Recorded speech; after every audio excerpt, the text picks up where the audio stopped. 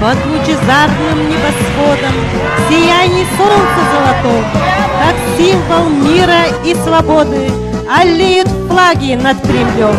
Это День Победы! Ура!